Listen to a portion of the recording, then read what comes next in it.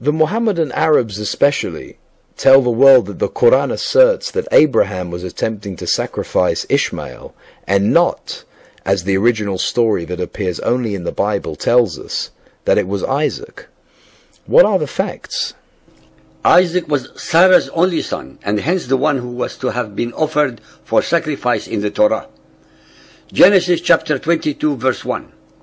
And it came to pass after these things that God tested Abraham and said to him, Abraham, take now your son, your only son, Isaac, whom you love, and go to the land of Moriah, and offer him there for a burnt offering upon one of the mountains which I will tell you. And they came to the place which God had told him. And Abraham built an altar there, and laid the wood in order, and bound Isaac his son, and laid him on the altar upon the wood. And Abraham stretched out his hand, and took the knife to slay his son.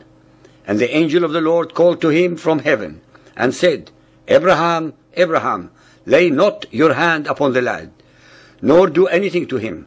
For now I know that you fear God, seeing that you did not withhold your son, your only son, from me. The version in the Quran, Surah 37, 100 to 107, is completely incompatible with and different from the biblical narrative. Moreover, the Quran does not assert or allege that it was Ishmael who was being offered for a sacrifice, as the later Mohammedan scholars in desperation concocted as an alternative story. The biblical verses above show repeatedly and with great precision that it is always Isaac, and only Isaac, who is considered as Abraham's foremost son, as in the repeated description of your son, your only son, Isaac. Isaac's name appears in association with Ishmael in 4 surahs. His name appears alone, without Ishmael, in association with Abraham and Jacob in 8 surahs. The Quran mentions Isaac's name on 16 occasions, while that of Ishmael only 8 times. It is a great insult to the human intellect, as well as a pitiable and pitiful endeavor, that the followers of Muhammad attempt their best to pervert, contort, and twist recorded history, facts, reality, and language in order to give themselves a worthy ancestry at any cost. According to the alleged unsubstantiated and totally fabricated Arab traditions, and contrary to the original stories from the biblical records, Ishmael is their father just as Isaac was the father of the Israelites. From this very outset, let the listeners be aware that the above so-called traditions did not exist in the mind of the pagan Arabians prior to their alleged revelations in Muhammad's Quran and later Hadiths.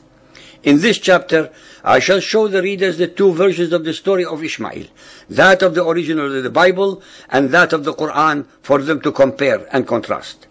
According to the Bible, Abraham was of the Hebri tribe, Genesis 14:13. And there came one who had escaped and told Abram the Hebrew. The Hebrews were one among hundreds of Semitic tribes that lived in the land of what we call now Iraq.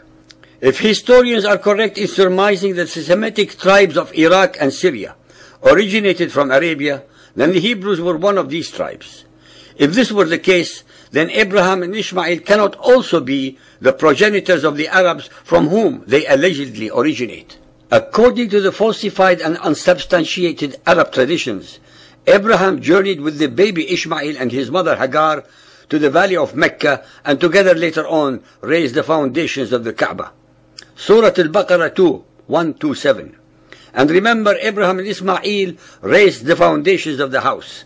Our Lord, make of us Muslims, bowing to thy will, and of our progeny a people Muslim, bowing to thy will. The falsification of history, the contortion of facts and reality are the forte of most of the so-called scholars of Islam. They know full well that there exists no such Arab tradition anywhere in either the pagan Arabian records nor in the oral traditions of these Arabs to substantiate any of their allegations.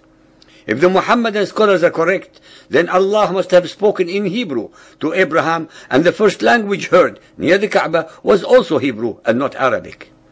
It is a measure of their intellectual desperation that the Muhammadan scholars even contradict the Quran which asserts in several verses that neither Muhammad nor the pagan Arabs had any knowledge of the previous revelations. Surah Al-Baqarah 2.78. And there are among them illiterates who know not the book. أُمِّيُّونَ لَا يَعْلَمُونَ الْكِتَابَ. The Quranic word Ummi is deliberately misinterpreted as illiterate by the Sunni Orthodox Mohammedans. Critical scholars such as Tabari in his tafsir point out that this curious adjective is invariably used in the Quran in contradistinction and or in opposition to the people of the book, Ahl al-Kitab, and should therefore be taken to mean one, ignorant of holy scriptures and or the earlier revealed religions, that is, unscriptured. The Almighty made it crystal clear to Abraham by emphasizing that his only son Isaac was the one from his first wife Sarah and not from his concubine Hagar, thus eliminating Ishmael from both the attempted sacrifice as well as from the blessing of inheriting the promised land. We are here confronted by an extremely serious and monumental dilemma. Either the Bible is false or the Quran is. Both cannot be correct when they are giving contradictory versions of the same events. Since the Bible preceded the Quran by at least 2,100 years, one has to believe that the angel Gabriel gave Muhammad a completely altered version of the Torah from that which was given to Moses face to face by the Almighty, and not passed down second-hand and adulterated by an intermediary as in the case of the Quran. One has to assume that Gabriel deliberately changed God's Bible, which is also inconceivable. Since it is impossible to believe that any omniscient, merciful and compassionate God would have ever revealed all the discrepancies, hate-mongering, war-mongering, discrimination, grammatical errors, as well as the historical and character dislocations, mendacities, abnormalities, inconsistencies, time and space displacements that permeate the Quranic versions of the biblical events, then only one conclusion can be possible: that every letter, every word, every verse and every chapter in the Quran are the product of Muhammad's personal thoughts and imaginings, the secretions of his mind based upon his distorted recollections of stories and tales he had heard from Jewish and Christian individuals. They actually represent Muhammad's own alter ego, but cleverly projected it to the unsuspecting mouth of Allah, the supreme pagan rock god of Mecca, embedded into the corner wall of the Kaaba called the Black Stone. The author of the Quran, Muhammad, Allah and Gabriel are one and the same. They are all Muhammad himself, while Allah, Gabriel and Satan are mere props required to give his alleged revelations sanctity and divine authority.